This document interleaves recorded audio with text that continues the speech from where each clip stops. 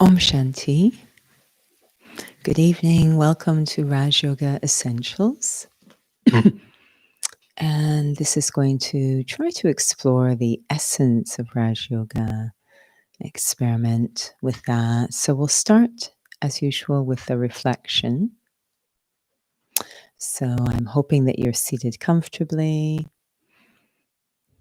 in a very purposeful way, if you will. And welcome to keep the eyes open,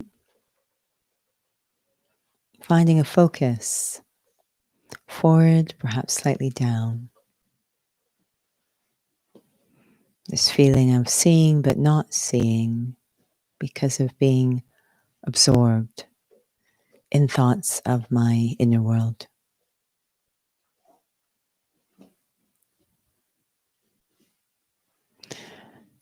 Bring into my awareness the symbol of the salmon pulled to swim upstream, the caterpillar pulled to go into cocoon. Symbols of being pulled to embark on a deep, deep experience of transformation in order to create something new. And is that the feeling inside of myself? A pull, a deep pull, perhaps not clear of where it's leading, but a deep pull for change, a disinterest in the current state of being, a change within the self, something pulling, invoking. And that's where the journey begins, inside, with an unexplainable inner pull to create newness.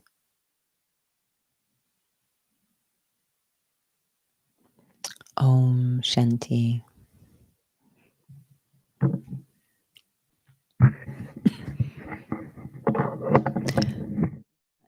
Pull inside is really how things started for the first student of this organization, which was Dada Lakrej, who came to be known as Brahma Baba, was some kind of deep pull inside.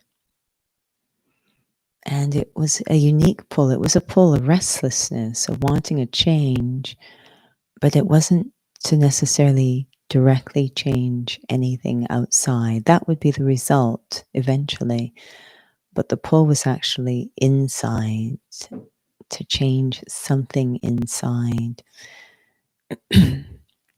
And although this is called Raj Yoga Essentials, the feeling I have is that more and more it will be just how essential Raj Yoga is.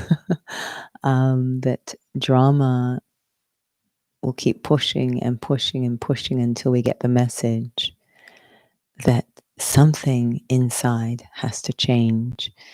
And obviously it has to push quite hard because we misread the signal and keep feeling that something outside has to change.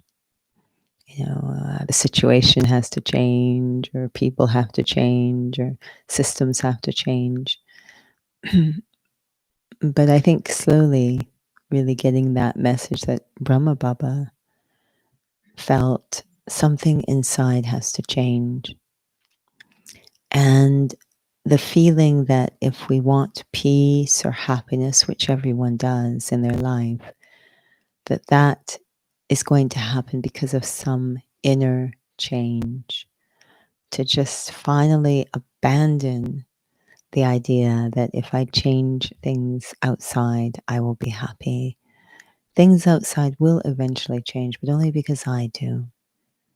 So this is really the foundation of Raj Yoga. It's about timing, that there comes a time in each soul's journey when they feel a pull, just like the salmon going upstream or the butterfly into cocoon.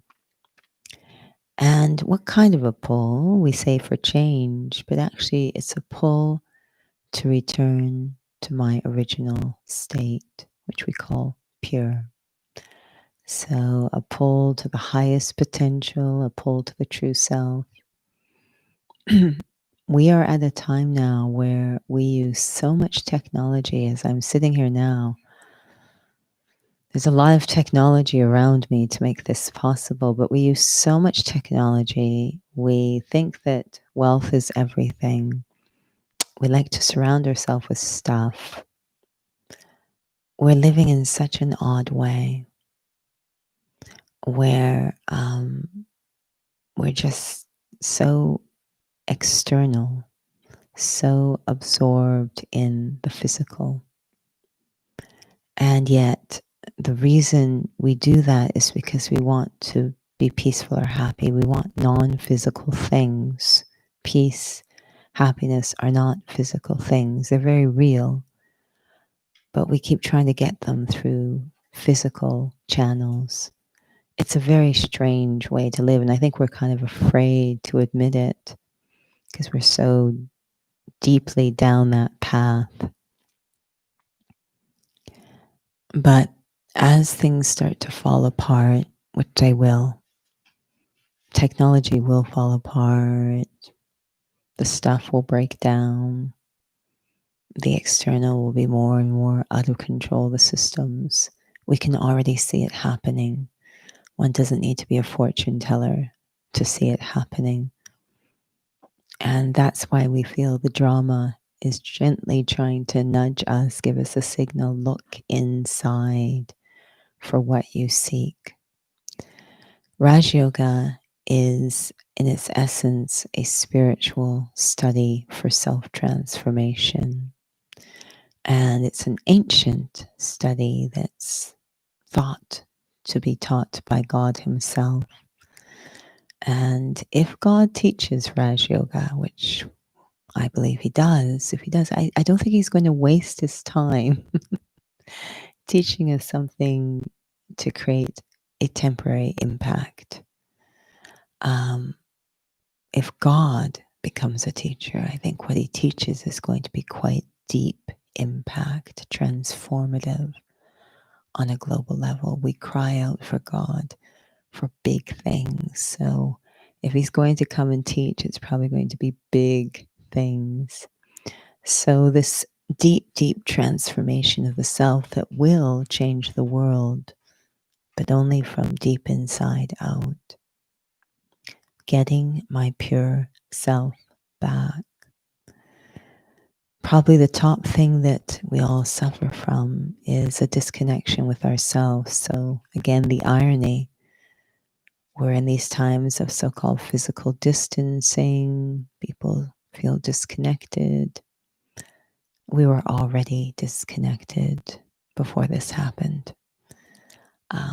We were already quite distant from ourselves, which is perhaps why we connected so much to everything else and feel disconnected now. So, how to reconnect with the self, which is the true meaning of religion, how to have the transformation that can change the world. That's what Raj Yoga looks at. It's a spiritual practice, which means looking at the invisible. And as a spiritual practice, it assumes that what we're trying to change, the self we're trying to change, isn't the body. I don't think changing this body is going to change the world or my life. Again, we've come to believe that because we're so externally oriented, so absorbed in the physical. But to consider the self to not be in any way connected to the physical, simply living in this environment, but actually being a little bit different than the physical, belonging to a different realm of being. So this idea of being spiritual, that I am a soul, and this has been a popular saying for a long time, that we are spiritual beings having a human experience. You might have heard that. We say a lot of things, but do we take the time to really feel them, really experience what we're saying? I'm a spiritual being having a human experience. I think most of us often feel we're physical beings. We're bodies, physical beings having a physical experience. We want more and more of the physical experience, even as it makes us miserable or falls apart. So that's probably the deepest transformation that would be radical if everyone on the planet started to think of themselves as spiritual beings and everything that that implies. It would be a completely different world. So just to tonight, just to consider what the significance is of considering myself to be a spiritual being, or as we say, a soul. What does that mean? Why would that change things? So, first and foremost, when I think I am the body, I become mortal. This body is perishable. So it must create a constant sense of fear inside all the time, mostly unconscious, of course. I'm going to die. Because if I think I'm the body, and the body is in this form temporary, then that makes me temporary. So that if we really think we're the body, that must be there all the time, which is fascinating.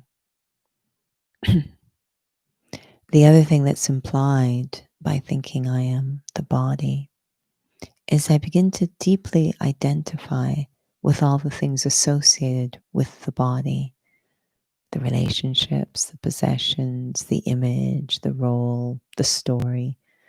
I take it all on as me, even though it's actually connected to the body. So it puts me into a very temporary place, thinking I'm the body. And to think I am the body, which means I think I am the gender, all of the age, the race, the language, we become we put all of our sense of value into that. So we become very sensitive to the criteria, how this body is valued in the greater sense. So a very gross example, maybe we live in a culture where thin is valued. So if I'm in a body that's not thin, I'm not going to feel valuable. And some say, oh, no, it doesn't matter to me.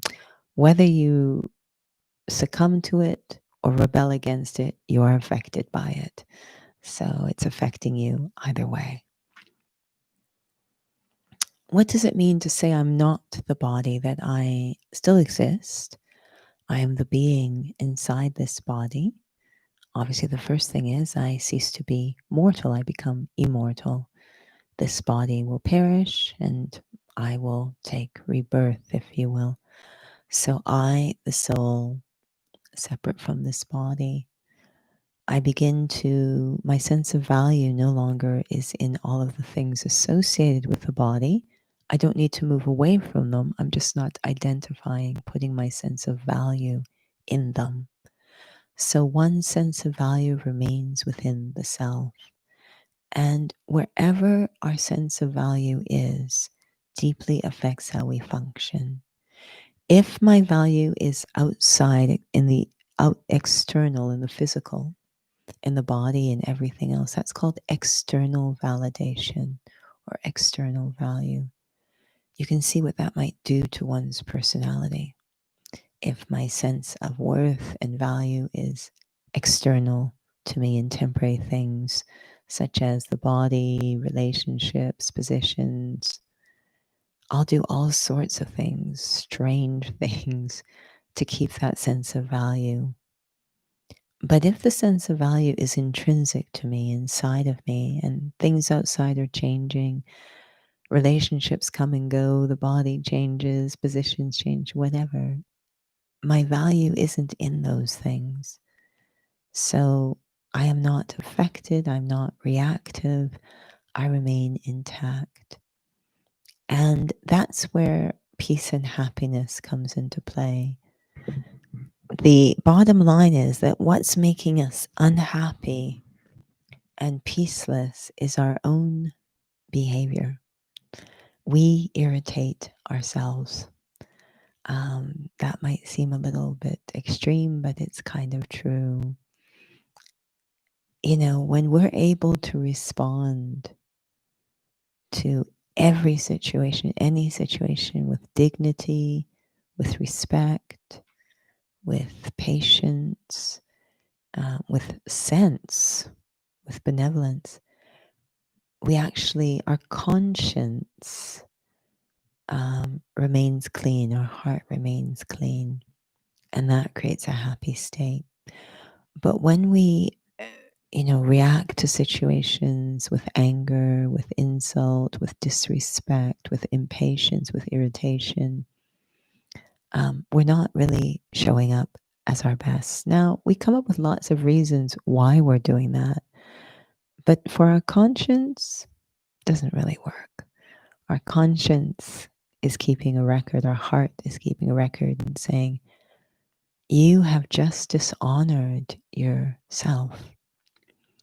So happiness depends so much on being able to express our core values in life. That's called a spiritual way of living. Whether we say spiritual or pure hearted, very pure way of living, that's the secret of happiness. And if we're all operating that way in the world, where we all show up expressing those core values, respect being very high on the list, it's a completely different world. So going inside and experiencing myself to be a soul, and through that, accessing, discovering, feeling what my highest potential feels like. It's got nothing, the body has nothing to do with it. External things have nothing to do with it. All internal. That's what we're going to try and experiment with now. So I'm going to invite you to be seated comfortably. And again, it's the body that we're arranging. It's like folding our clothes in a certain way. And have the body seated in such a way that it is comfortable, so that, because you're going to kind of forget about it. So make sure that it's comfortable. Eyes can be open because I don't really need usually to close my eyes to experience myself.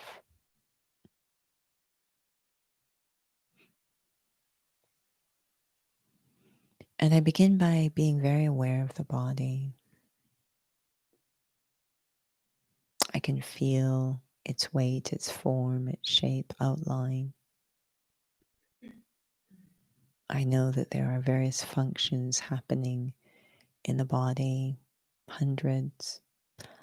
I'm only aware of a couple, can sense them, the lungs breathing, the heart beating, but there's a lot going on. I know that. Just observing the body and being aware that I am observing the body.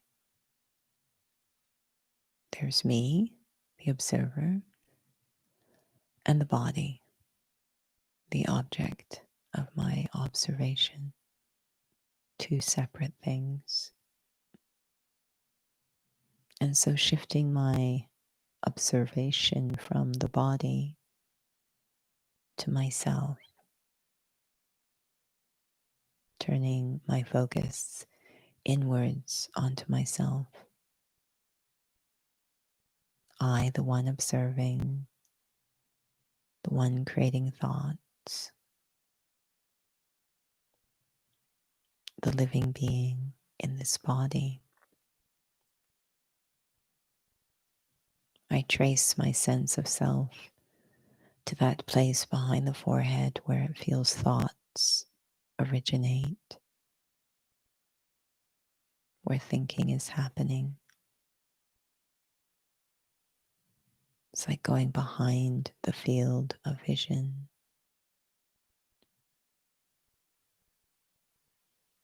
This is me.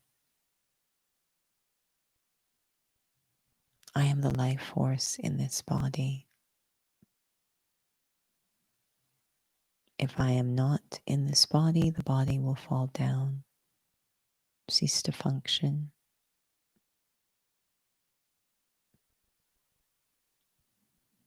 I am the one using this body, expressing through this body, and experiencing through this body.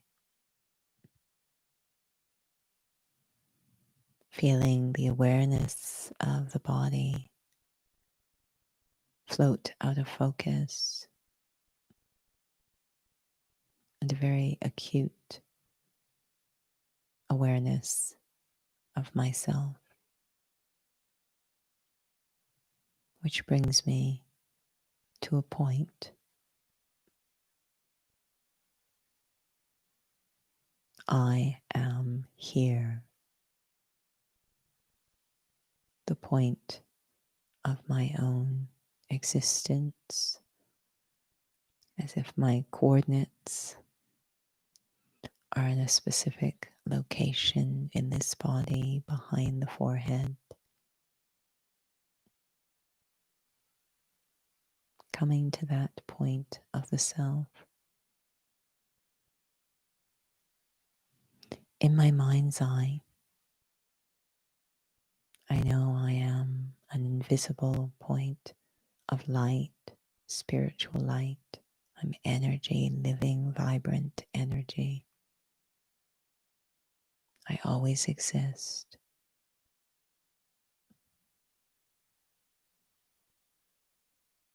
I'm very subtle, very quiet.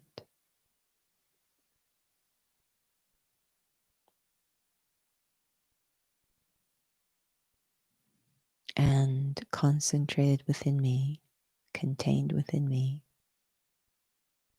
are the various capacities that really make life life. The capacity to think belongs to me. The capacity to reason, decide, and remember belongs to me. And this capacity to express belongs to me.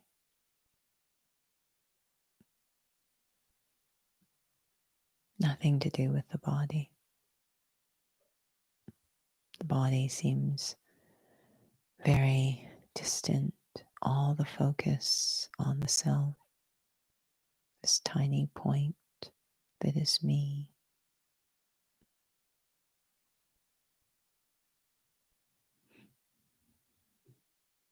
And getting the feeling of being this calm center. So much activity whirling around me, but I am this calm center.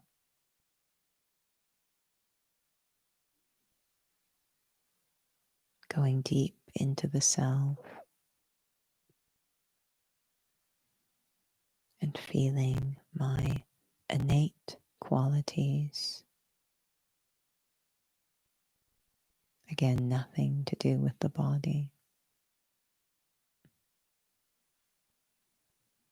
This deep quality of peace,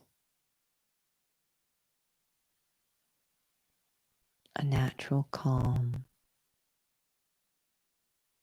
that's always there, just sometimes neglected or forgotten, but it's always there. It's who I am. This natural calm and very light, as if my true nature is to let go and let be. very light.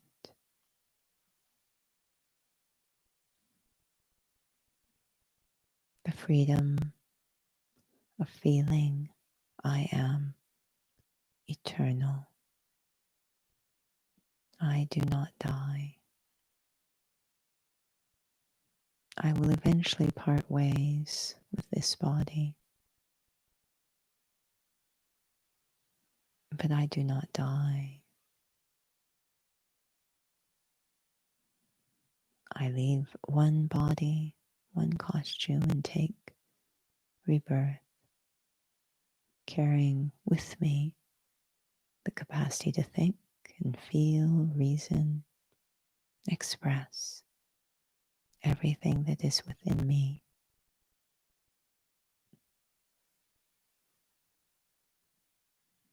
This is the main change time is calling for. Return to the self, return to the truth. This is what the world needs. It's a spiritual transformation.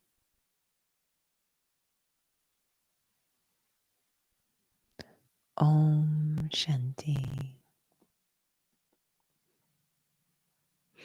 So we do want to always invite, if there's any questions or comments, to please feel free to put them in the chat box on YouTube.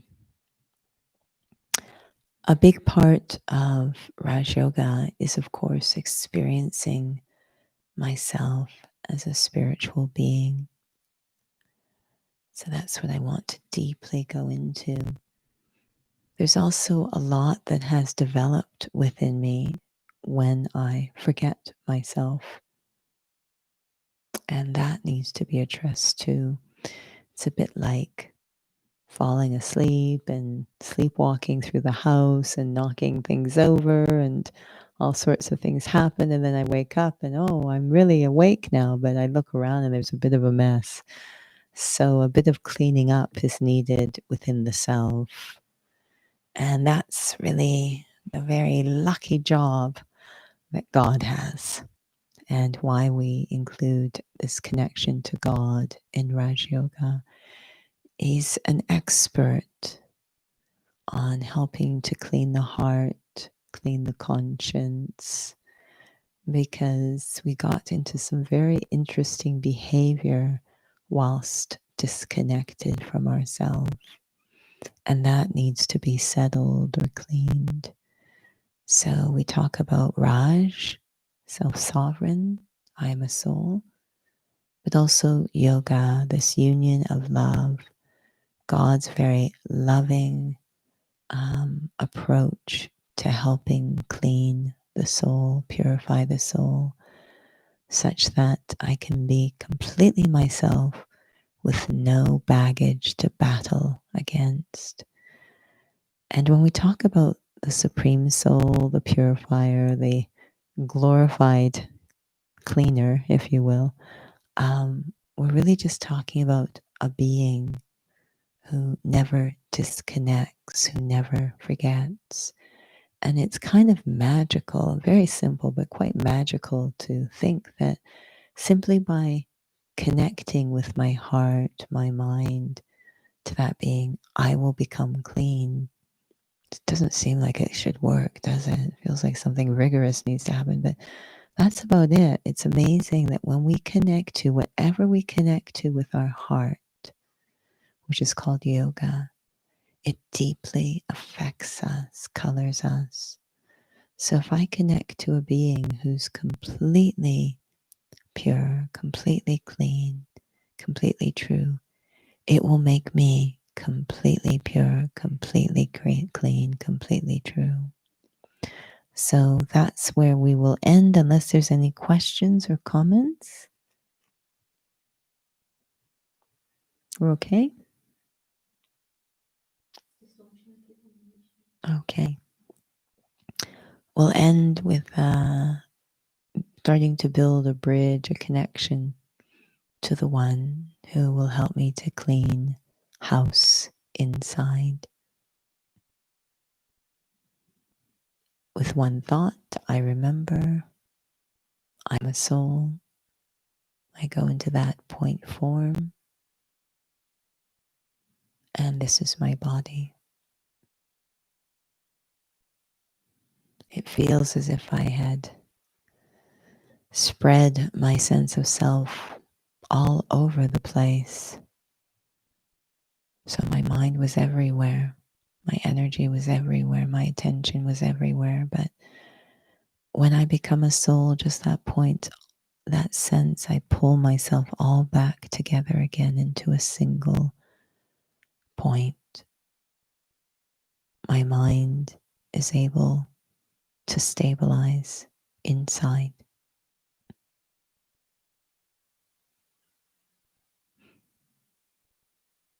And that gives me the feeling of going a bit beyond, more and more the observer.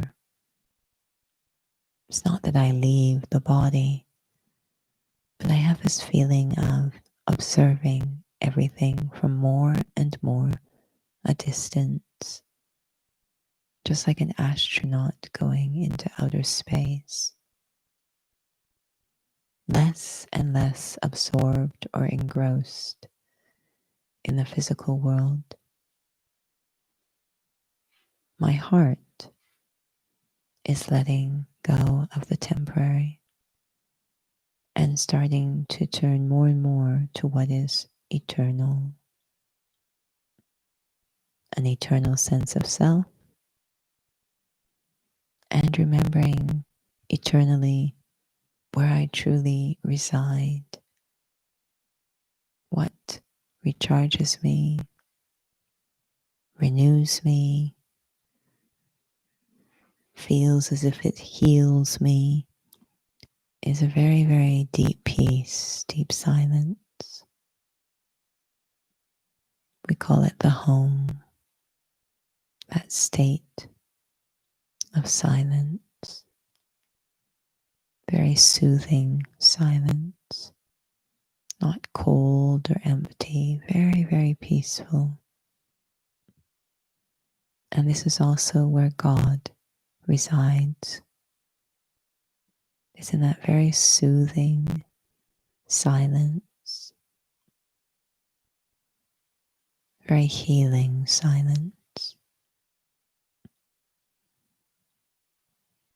God, this benevolent being, just a tiny soul,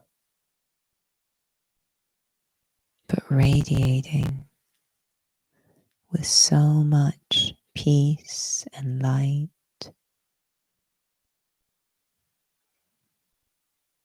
A healer for souls.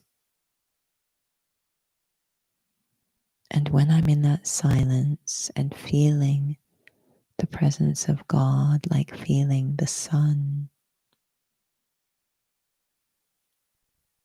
the warmth of a very gentle peace, a gentle, peaceful being, gentle, peaceful soul, wanting nothing of me, but just this natural nature to benefit, cleaning the heart of the soul, removing the baggage of the past, false beliefs, damaging ideas, limitations. Just by resting in the presence of that peaceful being, it's all gently removed, melted away. No violence, no battling, just letting go. Experiencing love makes it so easy to let go. Om Shanti.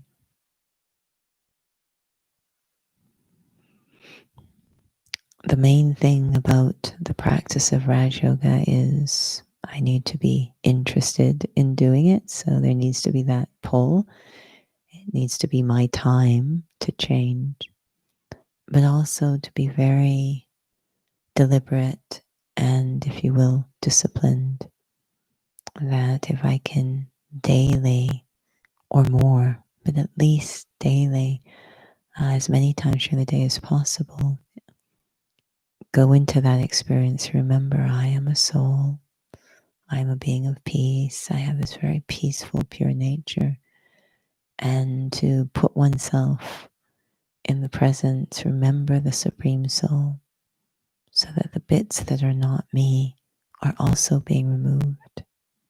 Really reinforcing the true self is all that Raj Yoga is just reinforcing the true self, using wisdom, the connection to God, to reinforce my true self. Om Shanti. We'll end there unless there's any burning questions or comments. Really appreciate everyone joining. And our next sessions will be on Saturday, 1 o'clock to 1:45 Experience, 2 o'clock to 3 o'clock Inner Fitness. The theme is self-correction, which is huge. So hopefully you can join if available and interested. Otherwise, until we meet again, Om Shanti. Thank you so much for joining.